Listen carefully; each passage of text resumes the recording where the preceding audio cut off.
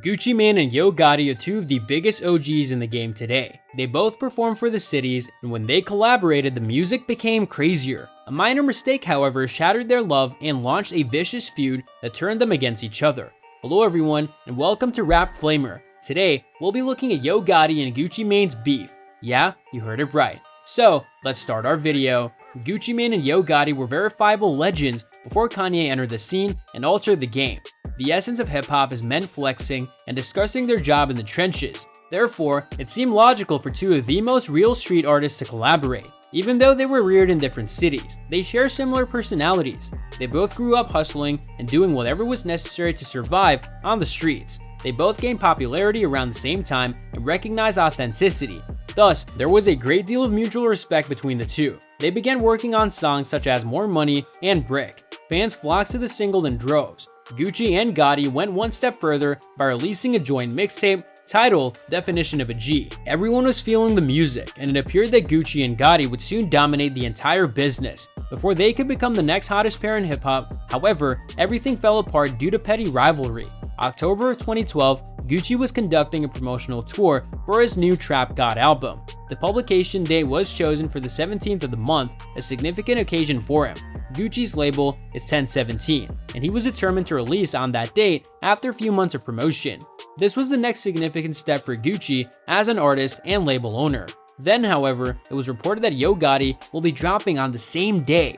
According to Gotti, he wasn't aware that Gucci would release this project on the 17th, but he was ecstatic when he found out. In the interview, he stated that he's meant to be my homeboy. I detest his phone instantly. Because I'm a thinking guy, I'm ready to turn it off and steal his thoughts.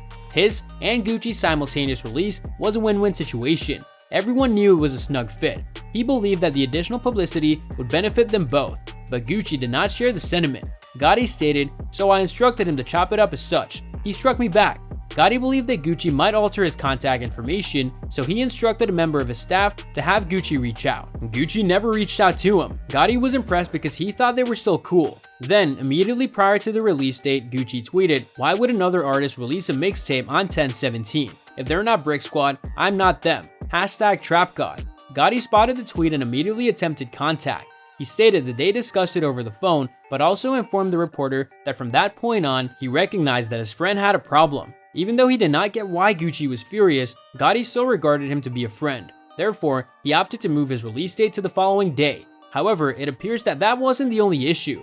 Gotti told the Breakfast Club that when he called Gucci regarding the release date, they only discussed how Gotti was working with his ops. Gotti had recently released a remix for a track with T.I. and Jeezy. Everyone was aware of the fact that Gucci and Jeezy's infamous beef was pretty bad, so he disapproved of Gotti's association with a man who supposedly sent shoulders to Gotti's credit. However, Gotti was not the only individual to cross sides to deal with people. Gucci had a close relationship with young Dolph, one of Gotti's biggest ops. Prior to his unfortunate death in 2021, they consistently failed and even abandoned the project in 2013. Gotti discussed the matters by telephone, and Gotti believed everything to be cool. However, what transpired next resulted in a permanent partnership. Gucci participated in a radio interview and stated his primary issue is that he released his mixtape on 1017 and is attempting to ride my way. Why would you dump it if you went on 1017? And when I inquire as your partner as to why you did it, you respond, "Oh, I had no idea you were releasing a mixtape." Even though he wasn't buying the story that Gotti didn't know about the release date beforehand, he believed that Gotti must have known because he'd been promoting the tape for months. Gotti was attempting to draw attention to his music at the time, but he was not attempting to aggravate the problem. Therefore, he shifted his release date to 1018. However, the connection was already compromised, and now the situation was about to worsen. Next, Gucci released the song Birds of a Feather, in which he dissed a number of his superiors. He performed Jeezy T.I. and then dropped the line.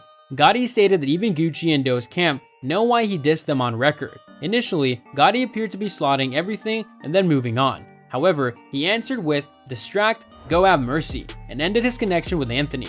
That would have been sufficient, but then the conflict took a step that amplified the disdain to 100%. Gotti disclosed in a Breakfast Club interview that he slept with Keisha K, Gucci's wife, or that his backline wife was in jail for violating her probation. Gucci and Keisha were not wed at the time, but they had a history together. On September 13th, 2013, Gucci began to spin wildly out of control. Gucci was hanging out with a friend when he began acting erratically, prompting the friend to call the police. When the police arrived, Gucci began ranting and threatening them. They arrested them after discovering marijuana and a firearm.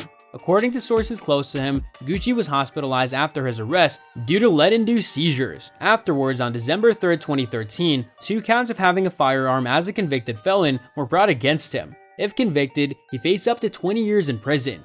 Gucci was at the pinnacle of the rap game, but drug abuse and other illegal activity were about to wreck his career. Gucci later stated that he was not in fact banned from the show. So, what do you think of this beef? Let me know in the comments section down below. I hope that you found this video interesting, and if you want to see more videos like this, please consider subscribing to my channel. See you in the following video with some more of the latest updates, and until then, stay tuned.